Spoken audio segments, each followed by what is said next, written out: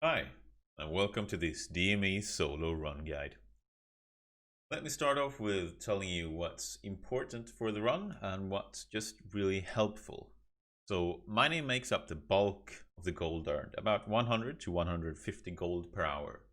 Herbalism helps out a lot.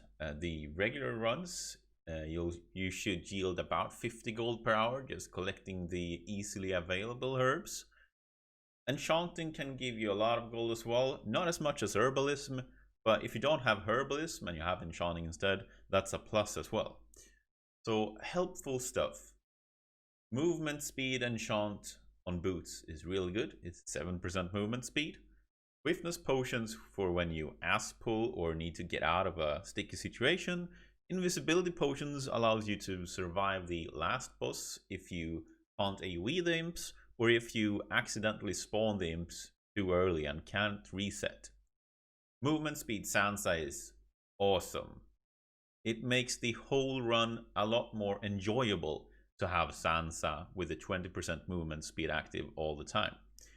So you can use one at the vendor and then put one in your inventory and buy 2 Feralas. Rallying Cry gives 10% crit chance, so if you're not very good geared, it's really nice to have that extra damage. And Soul Group gives that extra survivability. So, onwards to the run. Okay, so a full DME solo run as a Shaman. You start off the edge here, jumping down at these markings. The best spot, just straight off the edge. Cancel Lightning Shield because the extra threat that builds to mobs that you ass pull, bad thing, because then you can't use Stoneclaw, Spearing, or Magma Totem as effectively as you want to do when you try to reset some of the mobs here. So I'm gonna do some herbing on the while running past the garden here. If you don't have herbing, you're missing out, because for me, herbing is an extra 50 gold per hour when doing these runs. And since I do these runs faster than more than 4 runs per hour, I lock myself out. So it's nice to fill the time with a bit of herbing as well. So that's just straight up more money earned per hour.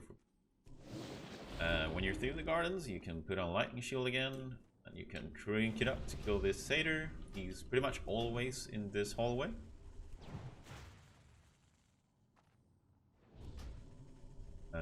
If you run through the gardens fast enough, he's always in that hallway. Otherwise, he might have passed by this doorway, and he might be over there inside the gardens. So you might not have to fight him. But if you don't fight him now, you might run into him after killing the first boss.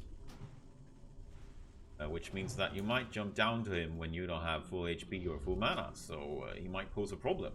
I suggest killing him right here at the start.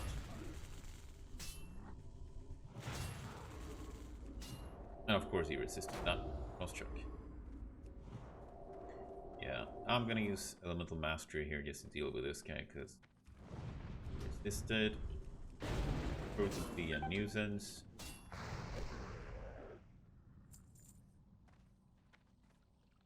And drink while waiting for Hydra to move out of my way.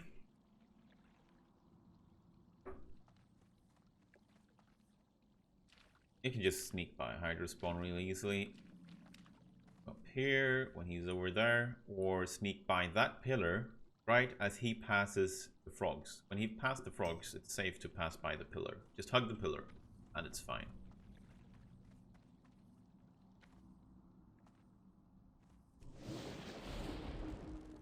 You see, there's a ghost mushroom here as well, and it's gonna be up there as well at the first boss. In this corridor, there's gonna be a satyr patrolling. You don't always have to fight him, because sometimes he walks up to the ghost mushroom spawn up here at the first boss. But if you're gonna herb that ghost mushroom anyway, you might as well kill him. and he can drop Fell Club. Like, right now, I can't really pass by. I might have been able to sneak by him, but I'm gonna kill him. Let's see if the Searing Totem works now. Doesn't give a fuck.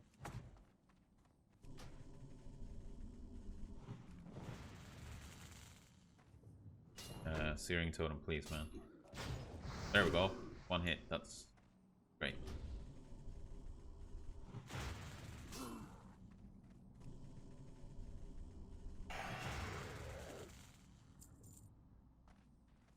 Just turn mushroom. Don't fully pack. If you pull the pack, you can reset by jumping ledge. Quite simple.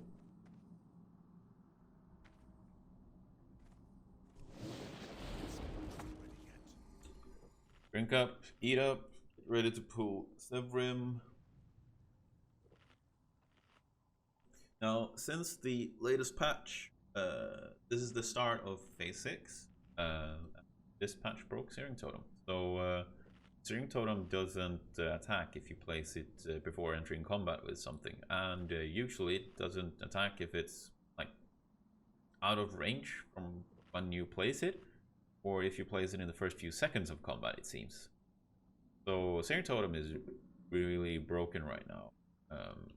But Searing Totem is better for worse geared Shamans anyway.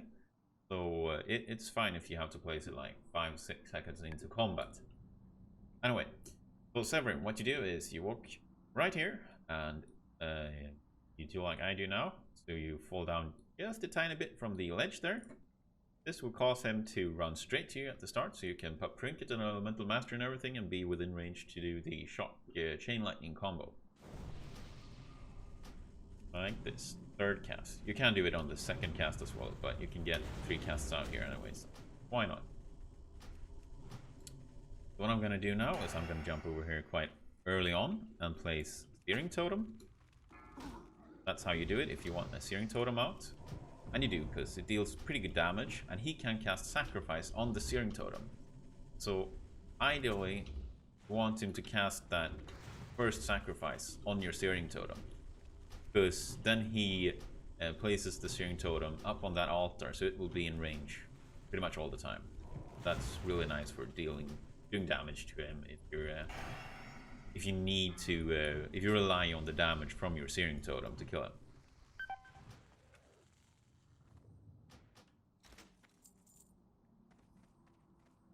There we go. You want to be a bit careful when jumping down here, so you either land on the ledge taking less full damage, or at least don't aggro Hydrospawn.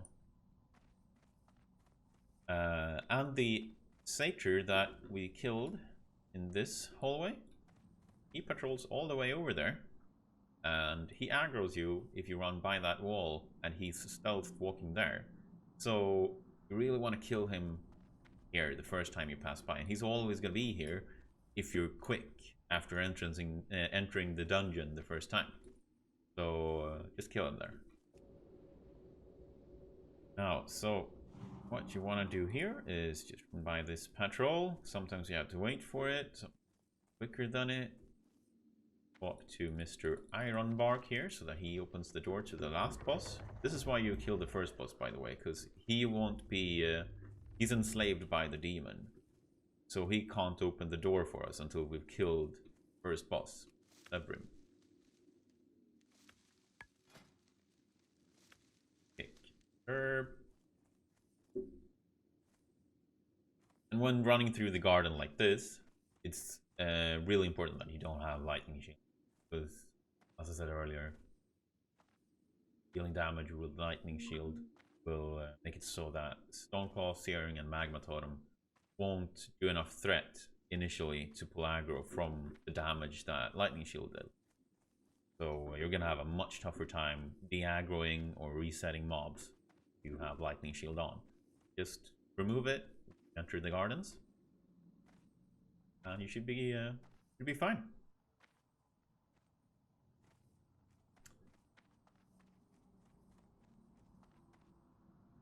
Let's see if there's a Warpwood Crusher in our way now. Okay, sometimes a Warpwood Crusher patrols over here and turns around and walks away again. So you might have to wait for him to walk out of your path. He has like 30 yard or 20 yard aggro range, so it's quite long, but you can just wait for him to move aside and you're good to go. So for Alzzin, you place Disease Cleansing and Grounding Totem, drink up, and now he's gonna be in the middle of the room. So we jump down to the stone, start bursting. Third cast is gonna be Chain Lightning Shock. I accidentally did Earth Shock there. That wasn't on purpose because he have a lot of nature resistance, as you can see. So the Elemental Mastery Shock especially should be a Frost Shock, since, yeah, obvious reasons. Place a new Grounding Totem whenever you need to. Really good to have it out at all times. It can absorb enervates without dying, but the wither that he casts will destroy the totem. So after each wither, try to replace your Grounding Totem. And if you don't have as much spell power as I have, you might need to rely on the damage from Flame Shock and Searing Totem to kill him. If that's the case, you can do it like this. You can just have him walk back and forward here, and you don't even have to cast much. Just cast a new Flame Shock every once in a while. In Treant form, he can turn around to just kill your Searing Totem, or if he did what he did right now, he actually did his threat reduction knockback on me. He will then turn to your Searing Totem, since that's second on threat then, or well, then it's first on threat.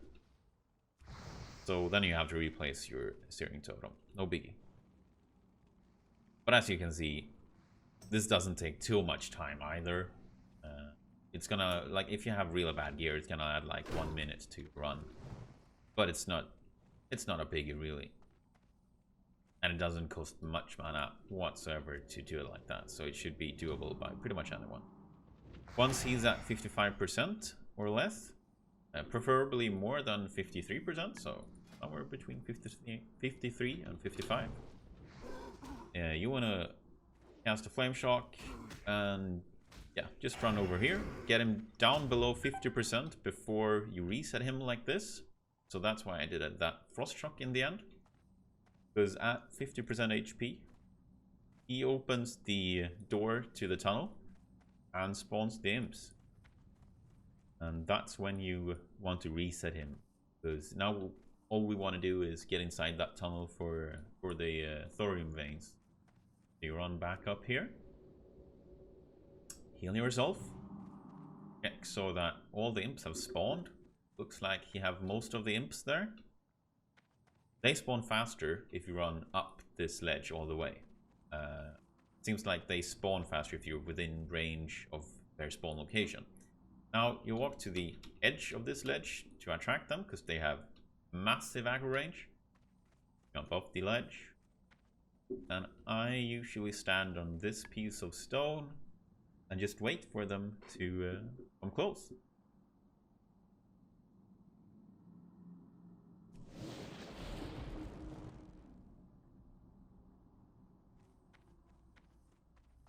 So once they're close enough, you jump up to the ledge here and right at the edge, wait for them to drop aggro, drop combat.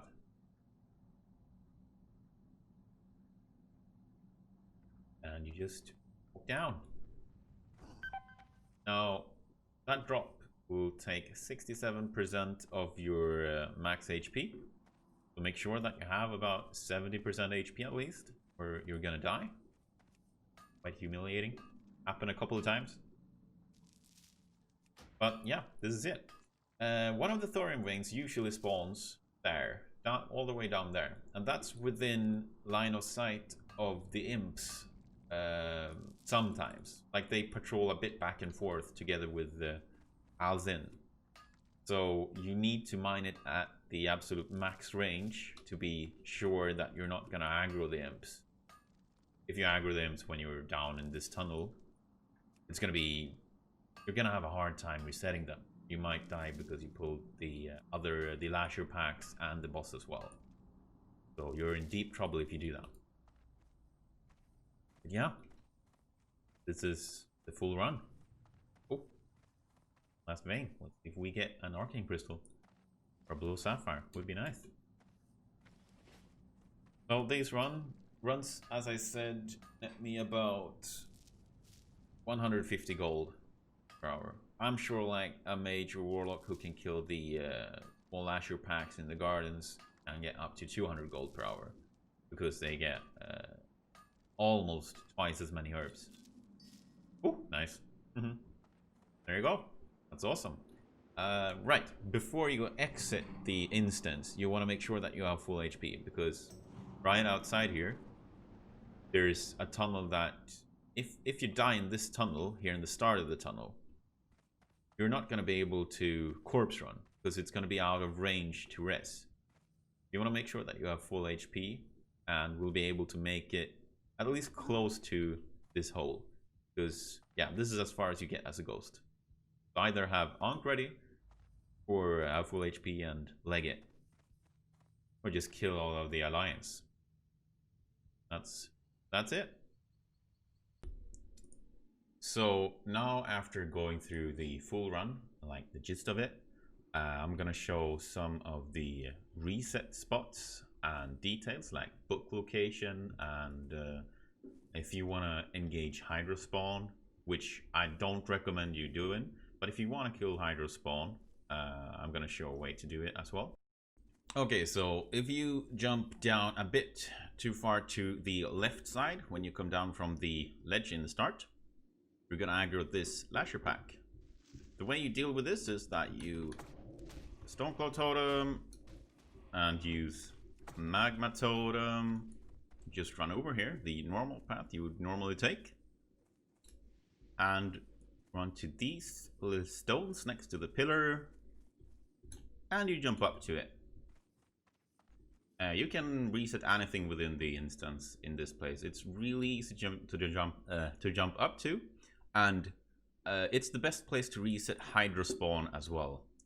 Since Hydrospawn has a knockback and a long range on that knockback, you need to line of sight him to reset him, and you can do that easily here. So this place is great. Okay, so if you aggro something like this pack or whatever, you fail in some amazing way and you want to reset it in here, it's really simple. You just run up to this pillar and jump on top of it. So, and I'm also going to show how you get some distance between you and the enemy so you actually reset them, because if they're within aggro range of you when you try to reset them, you're not going to be able to drop aggro. So what you do is, after pulling aggro, you place a searing totem. Now you need to make sure that the searing totem attacks them, and then you jump to the reset position, because then they will run to your searing totem to kill it, and then again evade bug until they reset. So now I'm able to reset them without a problem. Okay, so what happens if you manage to pull the additional Satyr and Impact when doing Zevrim? We'll see if I can manage to pull it off. Come on, Zevrim. There we go. Oh shit, I aggroed the imps. Oh no. Oh, you just fucking jump down here. That's what you do. Now they can hit you through the floor, so you want to get away from like that part as fast as possible, because some of the imps might stand on top of you, and if you're not as fast as I was right now, that means that you might be taking like 500 damage per second just standing there. Oh, get away from it. Okay, so if you manage to pull Hydrospawn and need to reset him, either for having low HP or just because you don't intend to kill Hydrospawn, like I don't intend to do in my runs, I'm gonna show you how to do that. So first you aggro him either when you've fallen down from like Zevrim or whatever. And you want to place Searing Totems to aggro him. So the Searing Totems are going to attack him, and he is going to attack the Searing Totems, putting it some distance between you and Hydrospawn. Now, I'm not going to use that pillar to reset him, because he's usually going to be within line of sight of you, right at that pillar. And while he's within line of sight, he's going to knock you back, pushing you off the pillar so that he's no longer evade bugging. So what I do instead is I run over to this reset spot. It's easily done through the use of Searing Totems and Stoneclaw Totem. And you just get up to the reset spot and wait for him to drop aggro. If you pull aggro from one of the Treants pack while you're on your way to the last boss, it's fairly easy to deal with. Like, there's a reset spot on your way to the last boss, so you don't really need to run back to get to the reset spots that I've already shown you. You can just continue through the tunnel, as long as it's open.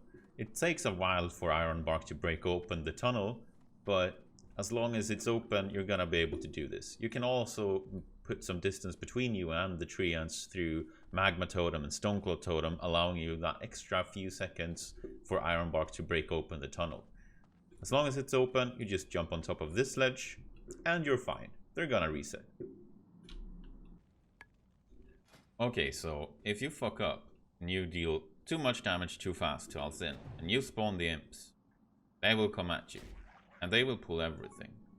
So, in order to not die, you have to jump up here. You have to make sure that you jump when you're precisely on top of that stone, or else you're not going to make the jump. You're just going to slip off. So, exactly on top of it. Now, if you fail the jump, you can get back on top of that ledge, or on top of the stone, and jump back to the ledge and kite all of the mobs back and forth a bit. But some of the lashers do a ranged spell that deals a lot of damage, so you're not going to have a lot of attempts to do this. You have to be fast and actually make the jump at some point, like at least third attempt. Now, when you stand here, you're going to be able to reset the Imps, but since they will patrol and walk around a bit, it might be hard to remain out of combat. But it should be doable, like now. And from here, you can just use an invisibility potion. Now, to set this up, I made a couple of mistakes. I used a potion, so I'm just going to wait for the cooldown. And then we'll just use a potion. Walk straight into the sweet, sweet Thorium veins. Go. Potion used. You just walk straight to your sweet Thorium. So, in the case of a fuck up, it's really nice to have a stack of invisibility potions in your inventory. Because, as explained earlier, you want to save your Sansa and Rallying Cry buff if you have that on you. And of course, it's always bad to die. It takes a lot of time to corpse run and shit, so yeah, invisibility potions, they're great. When doing these runs in the early stages of Vanilla WoW, it's quite a substantial amount of income to pick up the books that lie around. Because you can get 4 ores from them, and pretty much most of the librams are worth quite a lot of gold in the start. One of the books spawn right here.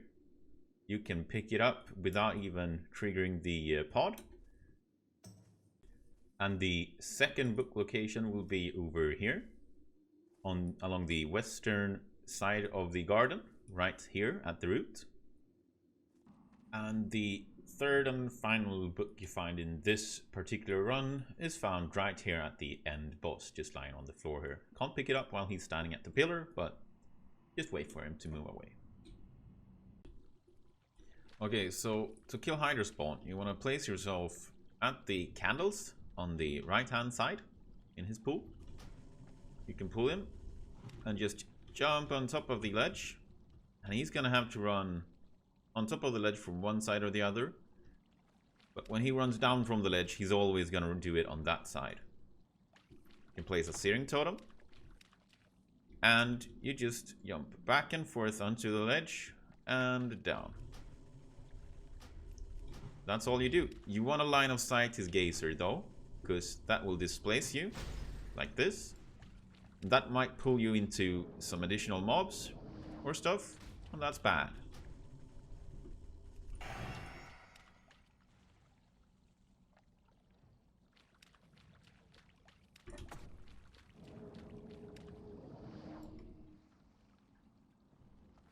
Make sure that you have Flame Shock ticking at all times. You can do 1 lightning bolt per peak, usually. Just make sure that you keep the fight stable and at 50% when he spawns his ads. You don't want to do that.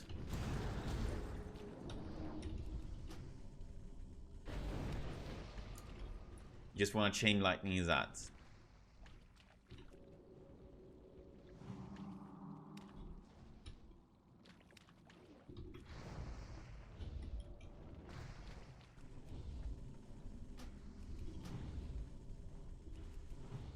He doesn't have that much HP, so when you actually do deal damage to him, you're gonna get him low quite fast.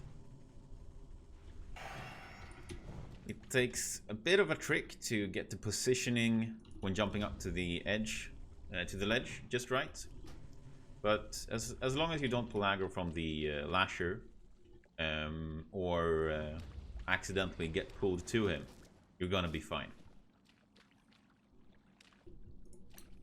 So what Warlocks can do to kill Hydrospawn a bit easier is that they can enslave most of the satyrs in the dungeon. So you can enslave this satyr, kill his imps, and then use the satyr to kill Hydrospawn.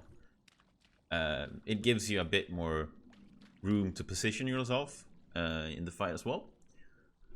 After having killed Hydrospawn, you can use this place and kite Zevrim Thornhoof, the first satyr boss, right here.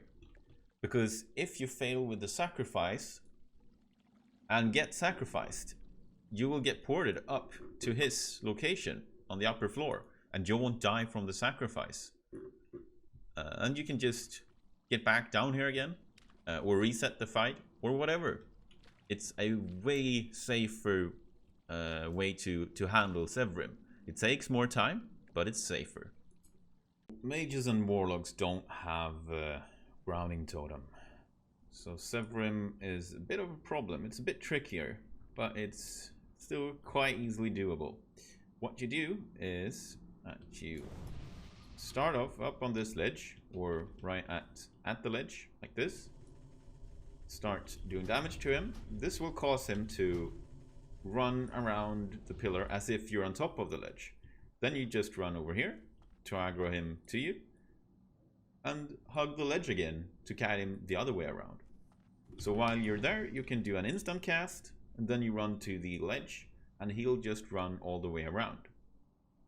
Now you can also start doing casts there, but you need to be very careful of his sacrifice cast. If he gets a sacrifice out, you're gonna die, unless you have like 6,000 HP almost. You can survive with 5,000 HP, but it's not reliable. So this is back and forth.